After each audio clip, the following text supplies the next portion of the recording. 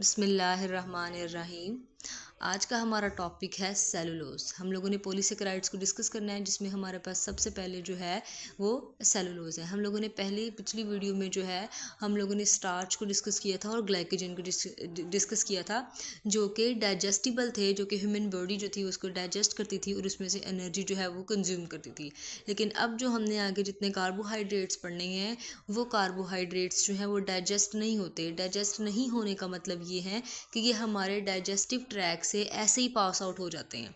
इसके ऊपर हमारे डाइजेस्टिव एंजाइम्स एक्ट नहीं करते। इसका कोई फ़ायदा नहीं है। चाहे ये जैसे कोई चीज़ पड़ी हुई है, जैसे अगर हम एक कॉटन की बात करें, अगर आप उसको तोड़ने की कोशिश करेंगे वो अपनी अपनी फॉर्म में रहेगी और अपनी फॉर्म चेंज नहीं करेगी।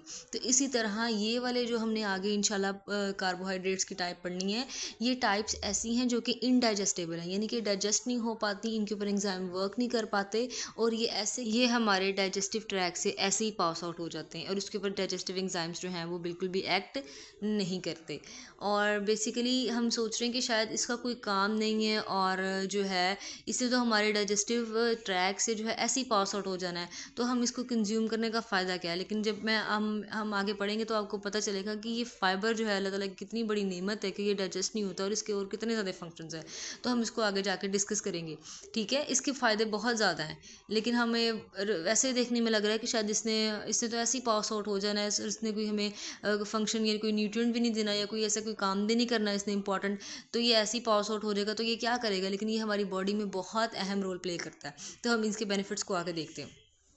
It is a polysaccharide. Cellulose की अगर हम बात करें तो ये पॉलीसेकेराइड है। ये एक इट इज़ इनडाइजेस्टेबल। इनडाइजेस्टेबल का मतलब है कि ये डाइजेस्ट नहीं होता। ये इनको मैंने जो ज़रा कंबाइन करके लिखना था, इनको और डाइजेस्टेबल को। आई थिंक ये एडिटिंग में ऐसे ही रह गया, लेकिन इट्स ओके। आपको पता होना चाहिए कि ये जो है इनडाइजेस्टेबल है, ये डाइजेस्ट नहीं होता क्योंकि हमारी बॉडी में इसको सेलुलेज एंजाइम ही नहीं है जो कि सेलुलोज को डाइजेस्ट करे या इसमें से एनर्जी जो है ग्लूकोज जो है वो एक्सट्रैक्ट करे।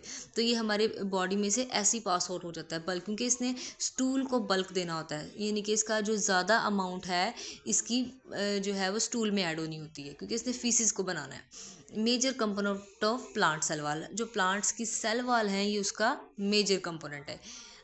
देखते हैं आप, प्लांट हर चीज़ जो है प्लांट की जो है बॉडी वो सेल सेल से मिलकर बनी, और सेल के अंदर ज़ाहिर सी बात है सेल वॉल मौजूद है। अगर आप प्लांट की स्किन ले लें, आप उसका लीफ ले लें, आप उसकी रूट ले लें, तो हर में सेल है और हर सेल में क्या है, सेलुलोज है, सेल वॉल है। ठीक है, तो इसका मतलब हर प्लांट के सेल में सेल वॉल है और सेल वॉल में सेलुलोज है।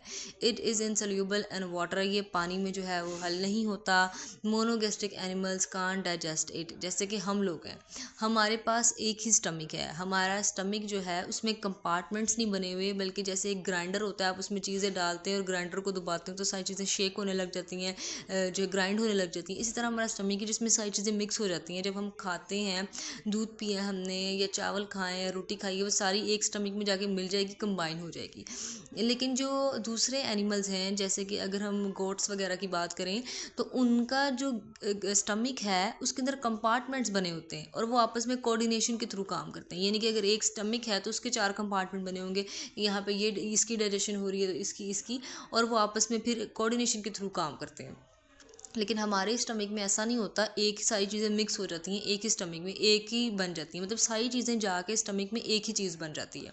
ठीक है, इसलिए हम मोनोगैस्ट्रिक एनिमल्स में आते हैं, तो हम लोग इसको डाइजेस्ट नहीं कर पाते। Cellulose in human diet are fruits, vegetables, जो है होल सीरियल्स एंड जो है ये क्या है हमारे पास, लेग्यूम्स। ये मैंने सीरियल का सी आना था, ये मैंने एस लिख दिया, एडिटिंग। ठीक है, ये दरअसल ना मेरे भाई ने एडिटिंग की हुई है, सो दैट्स वाई इसमें थोड़ी सी मिस्टेक्स आ रही हैं। तो आपको पता, मैं आप देख रही हूँ तो यहाँ पे जो एस है यहाँ पे सी आना है, सॉरी। ठीक है, आप इसको देख लीजिएगा। होल सीरियल्स आपको पता है सीरियल गेम्स में सी आता है, तो यहाँ सी आना है। और ये सारे लेग्यूम्स, अच्छा लेग्यूम्स बहुत इंपॉर्टेंट है, हम इसको देखते हैं। लेग्यूम्स जो है ना, ये एक ब्रॉड कैटेगरी है। इसके अंदर जो है वो सफ़ेद चने, काले चने, सारी किस्म की दालें, माश की दाल जो है, मूंग की दाल, मुख्तलिफ़ किस्म की दालें इसके अंदर आ जाती हैं। और इसके अंदर वो बीन्स भी आ जाती हैं, जैसे आपने देख किडनी बीन्स आ जाते हैं, लोबिये वगैरह, ये वाले सारे बीन्स जो हैं वो भी इसके अंदर आ जाते हैं। लेग्यूम्स एक ब्रॉड कॉन्ट। अगर हम पल्सेस की बात करें, पल्सेस कह लें या लेग्यूम्स कह लें, ये दोनों एक ही हैं। पल्सेस के अंदर हम आमतौर पर सोचते हैं कि सिर्फ दालें हैं, लेकिन पल्सेस के अंदर दालें नहीं हैं। पल्सेस के अंदर चने भी आ जाते हैं, दालें भी आ जाती हैं, और वो जो बीज दाने वगैरह हैं जिनको हम कहते हैं बीन्स वगैरह, वो भी इसके अंदर आ जाती हैं। तो ये दोनों एक ब्रॉड कैटेगरी है। लेकिन अगर हमने सिर्फ और सिर्फ दालों की बात करनी हो ना, कि दालों के अंदर ये है, सिर्फ दालों के बारे में बात करनी हो, तो दालों के लिए हम लेंटिल्स यूज़ करते हैं, लेंटल्स। लेकिन अगर हमने ब्रॉड कैटेगरी की बात करनी हो, जिसके अंदर चने भी आ जाएँ, दालें भी आ जाएँ और वो जो फलियाँ भी आ जाएँ, जिसको हम बीन्स वगैरह कहते हैं, तो उनके लिए हम लेग्यूम्स का और पल्सेस का लफ्ज़ इस्तेमाल करते हैं। तो लेग्यूम्स और पल्सेस दोनों एक ही हैं और ये एक ब्रॉड कैटेगरी है, ठीक है, क्योंकि इसके अंदर आगे सब ग्रुप्स बने होते हैं। Aids in a passage of waste, ताकि ये वेस्ट जो है हमारी बॉडी से आसानी से निकाल सके।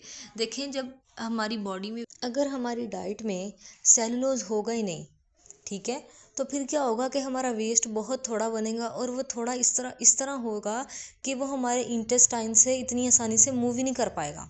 तो वो जो थोड़ा थोड़ा वेस्ट होगा, वो क्या होगा कि हमारे इंटेस्टाइन में जो है वो स्टोर होना शुरू हो जाएगा, उसमें कहीं हमारी लाइनिंग्स में फंसना शुरू कर देगा, जिसकी वजह से वो हमारी बॉडी से निकल ही नहीं पाएगा और गंद हमारी बॉडी में जमा रहेगा। तो इसीलिए अब आप देखें कि स्टूल हमारे लिए कितना इंपॉर्टेंट है और ये हमारी बॉडी के एक बहुत इंपॉर्टेंट रोल प्ले कर रहा है। तो फिर एक बीमारी हो जाती है जिसको हम डाइवर्टिकुलोसिस कहते हैं, ठीक है। ये हमारी जो है इंटेस्टाइन को ख़राब करना शुरू कर देती है, क्योंकि जब वो उनकी स्टोर्स में, उसकी लाइनिंग्स में स्टोर होना शुरू हो जाएंगी, तो फिर क्या है, वहाँ पे अपनी जगह बना लेगी, अपना स्टोरेज बना लेगी। तो फिर ये क्या होगा कि हमारी इंटेस्टाइन की फंक्शनिंग ख़राब होगी।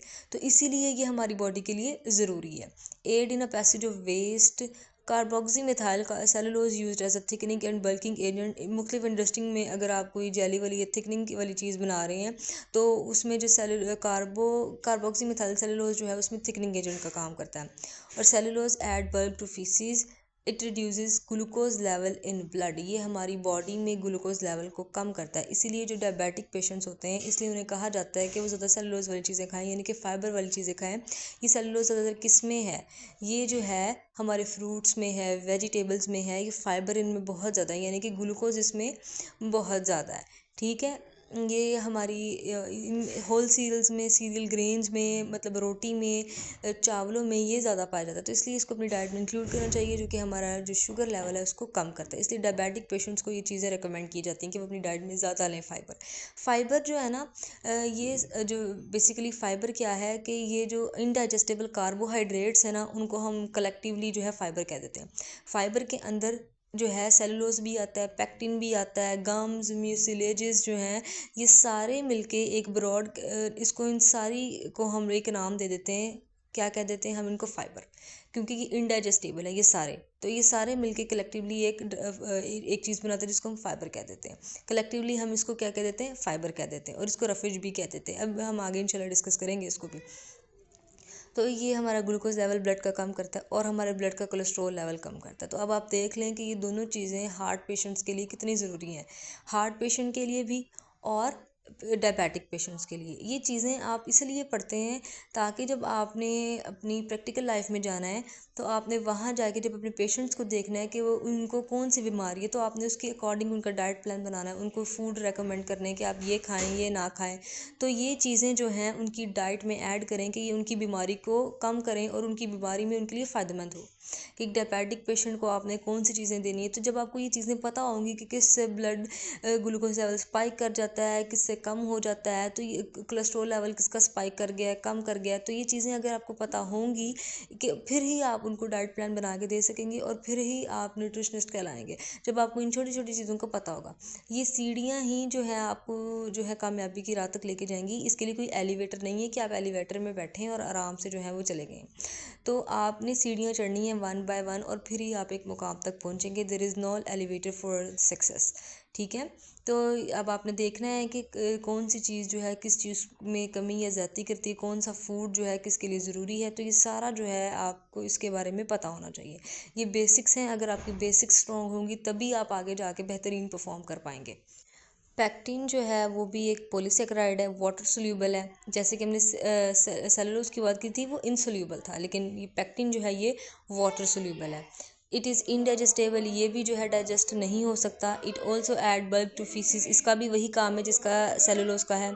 It is found in the skins of fruits and vegetables, ये ज़्यादातर जो वेजिटेबल्स और फ्रूट्स की स्किन होती है ना उसके अंदर ये ज़्यादा पाया जाता है, जैसे एप्पल के अंदर, पीच के अंदर, प्लम के अंदर, इस तरह इनके अंदर ज़्यादा पाया जाता है।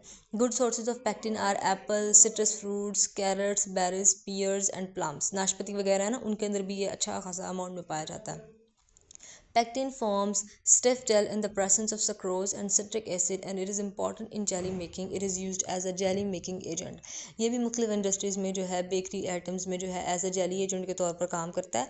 और अगर हम इसमें सक्रोज या सिट्रिक एसिड डालेंगे तो ये एक स्टिफ और सख्त किस्म की जेल बन जाएगा। ठीक है, अब हम लोग पेक्टिन के हेल्थ बेनिफिट्स देख लेते हैं। Pectin treats gall bladder stones, जो आपकी पित्ते जिसको हम कहते हैं ना, पित्ते के अंदर जिनकी पथरी होती है, वो जो है जब बाइल के अंदर कोलेस्ट्रॉल, क्योंकि पित्ते के अंदर जो है जो गॉल ब्लैडर है उसके अंदर क्या होता है, बाइल होता है जिसने लिवर की डाइजेशन करनी होती है। ये बाइल जो बनता लिवर में है लेकिन स्टोर जो है वो गॉल ब्लैडर में हो जाता है। तो वहाँ पे जो बाइल है जिसने फ़ैट की डाइजेशन करनी है उसके अंदर कोलेस्ट्रॉल लेवल जब ज़्यादा हो जाता है ना तो उसकी पथरी बननी शुरू, उसके पत्थर बनने शुरू हो जाते हैं और फिर जो है वो आपकी लिपिड की डाइजेशन जो है वो सही से नहीं कर पाता। लेकिन पेक्टिन जो है उन गॉल ब्लैडर के स्टोन्स को कम करने की कोशिश करता है और उनको ट्रीट करता है, क्योंकि पेक्टिन ने उन बाइल एसिड्स के जाके रिएक्शन करना होता है और फिर उसका कोलेस्ट्रॉल लेवल जो है वो कम करता है ताकि उसके अंदर पथरी जो है वो ख़त्म हो जाए। तो इसका एक जो है वो गॉल ब्लैडर में एक बहुत अहम रोल है।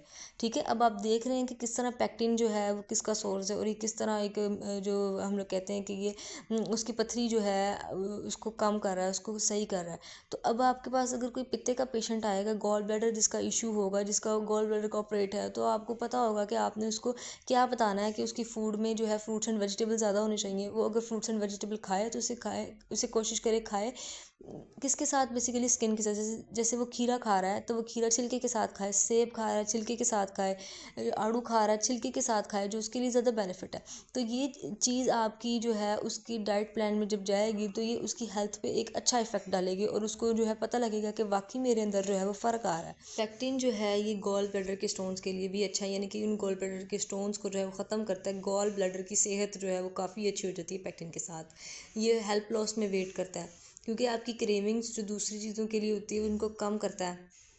Improve conditions like oestrogen dominance and menstrual concerns, ये क्या करता है कि आपकी जो ओवरीज़ में जब आपकी फॉलिकल डेवलपमेंट होती है तो वहाँ से जब एस्ट्रोजन हार्मोन जो है वो रिलीज़ होता है, तो अगर किसी किसी के अंदर की बहुत ज़्यादा रिलीज़ हो जाता है, हद से ज़्यादा रिलीज़ होना शुरू हो जाता है, जिसकी वजह से मूड स्विंग्स और इरिटेशन अजीब सी होती है, आपकी जो है हार्मोनल चेंजेस आती हैं और आपकी बिहेवियर में इतना चेंज आता है, तो उन चीज़ों को भी ये कम करता है और उसको इम्प्रूव करता है। मेंस्ट्रुअल कंसर्न्स, जो आपके मेंस्ट्रुअल साइकिल से रिलेटेड, आपके मेंसेस से रिलेटेड जो कंसर्न है, जो है आपको ब्लड, ये जो भी इश्यूज़ आपके इस मेंस्ट्रुअल साइकिल से रिलेटेड होते हैं उनके लिए भी बेहतरी है कि आपकी जो टाइम है वो आपको जिस टाइम पे आती है उसी टाइम पे आएगी, आपको डेट या इस तरह एग फॉर्मेशन जो है वो आपकी बेहतर करेगा। और ये सारी चीज़ें मेंस्ट्रुअल कंसर्न से भी इसका अच्छा खासा रोल प्ले करता है, उसकी इम्प्रूवमेंट करता है। और ये पर डे में आपको तकरीबन 5 से 15 ग्राम जो है वो आपकी डेली डाइट में शामिल होना चाहिए, कि पूरे दिन में आपने तकरीबन 5 से 15 ग्राम तक तो इसको कंज्यूम करना है। अगर आप 5 से कम करेंगे तो ये आपकी डाइट के लिए अच्छा नहीं है, क्योंकि आपने देखा ना कि किस तरह हमारा स्टूल बनना भी कितना इंपॉर्टेंट है। अगर स्टूल बनेगा नहीं, वेस्ट आपकी बॉडी में रह जाएगा छोटे छोटे स्टोन्स की फॉर्म में, जिस तरह किडनी में, और जैसे मैंने आपको किडनी में बताया और जैसे मैंने आपको गॉल ब्लैडर में बताया, तो इस तरह ये जो छोटे छोटे स्टोन्स, गंदे गंदे सॉल्ट्स बन जाते हैं स्टोन्स की फॉर्म में, वहाँ पे जमा हो गई, गंद ही होता है जो कि बेसिकली स्टोन की फॉर्म में आपकी ऑर्गन में जमा हो जाता है। इसी तरह अगर ये फीसिस और ये वेस्ट हमारी बॉडी से नहीं जाएगा तो ये हमारी बॉडी में ऐसा स्टोन के तौर पर वहाँ पड़ा रहेगा, और इस तरह काफ़ी सारे स्टोन्स होंगे जिसने आपकी बॉडी एक दिन आपके इंटेस्टाइन को क्लॉग कर देना है। तो स्टूल जो है वो बहुत ज़्यादा इंपॉर्टेंट है। स्टूल कभी कभी जो है इतना मेजर रोल प्ले करता है कि ये आपकी जो बॉडी से इतना ज़्यादा वेस्ट जो है वो बाहर, लेकिन अगर आप इसको एक्सेस में लेंगे तो ये ख़तरनाक है। तो ये क्या करेगा, वेस्ट अपने साथ, फिर वेस्ट तो इसने लेके जाना ही है, स्टूल ने अपने साथ जो है इसेंशियल न्यूट्रिएंट्स भी ले जाता है। तो इसलिए मॉडरेट इज़ अ की, तो आप अपने जो है मॉडरेट में हर चीज़ कंज्यूम करें, क्योंकि किसी भी चीज़ की ज़्यादती भी आपको नुकसान की तरफ ले जाती है और किसी चीज़ की कमी भी नुकसान की तरफ ले जाती है। तो मियाना रवि इख्तियार करें और मॉडरेट लेके हर चीज़ का इस्तेमाल करें। न्यूट्रिशन जो है वो एक ऐसी जो फील्ड है जिसमें आपको पता लगता है कि आपकी जो चीज़ें हैं, डाइट जो है, बेसिकली डाइट में जो चीज़ें हैं वो आपकी डेली लाइफ में कितना असरअंदाज करती हैं। एक फूड, जैसा आप फूड खाते हैं आप वैसे ही हो जाते हैं। तो अपनी फूड को बेहतर रखें, अपनी डाइट को बेहतर रखें, ये आपके लिए आपकी सक्सेस में बहुत अहम रोल प्ले करती है। तो हम अपनी डाइट का ख़ास ख्याल रखें, क्योंकि यही आपकी सेहत बनाती है। और जो आप अपनी अडल्ट एज में करते हैं और जो आपने अपनी अडल्ट एज में खाया होता है, वही आगे जाके आप जब बूढ़े हो जाते हैं तो वही आपके सामने आ रहा होता है, आपका खाना और आपके अमाल भी। यानी कि जो आपने डाइट अपनी जो इस अडल्ट एज में ली होती है, वही डाइट आपकी आगे जाके काम आती है। तो बेसिकली अपनी डाइट को अच्छा बनाएं, अपनी हेल्थ को अच्छा बनाएं, ताकि आपकी जवानी और आपका बुढ़ापा दोनों अच्छे से गुजरे। ठीक है, तो जो पढ़ते हैं उस पर अमल भी किया करें। आज के लिए इतना ही। अल्लाह हाफिज़। अल्लाह ताला आपको कामयाब करे, आपके इल्म में इजाफ़ा फ़रमाए और आपको तरक्की दे। दुआओं में याद रखिएगा। शुक्रिया।